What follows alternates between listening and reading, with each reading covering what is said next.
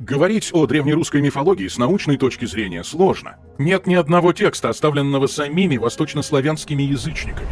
До принятия христианства в Древней Руси мифология существовала только в устной форме. Откуда же тогда известно, кому и как поклонялись наши предки? Прежде всего, из сочинений раннехристианской эпохи. Но, во-первых, таких текстов совсем немного. Во-вторых, они были написаны теми, кто боролся с поклонением языческим богам. Вот характерное описание язычества на Руси из летописи. «Ибо были тогда люди невежды и нехристи. Дьявол же радовался тому, не зная, что близка уже его погибель». Есть еще одна причина, по которой изучать восточнославянскую мифологию сложно.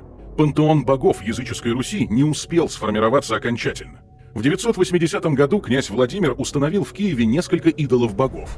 Установление деревянных кумиров принято считать религиозной реформой. Князь Владимир впервые объявил Перуна, до этого покровителя дружинников, верховным божеством своего государства. Наступил золотой век древнерусского язычества.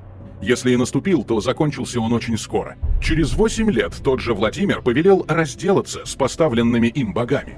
Перуна же приказал привязать к хвосту коня и волочить его с горы. И приставил 12 мужей колотить его палками. И, притащив, кинули его в Днепр. Так, одновременно с крещением на Руси началась борьба с язычеством. На этом развитие восточнославянской мифологии должно было прерваться. Отчасти так и случилось. Но народная вера никуда не исчезла. Она соединилась с элементами христианской религии. Появилась ситуация двоеверия, как в гоголевском Вие. С одной стороны храм, образа, отпевание, с другой — ведьма-панночка, призванная ею нечисть и создание магических кругов. Оно с первого раза только страшно, а потом оно уже не страшно. Оно уже совсем не страшно.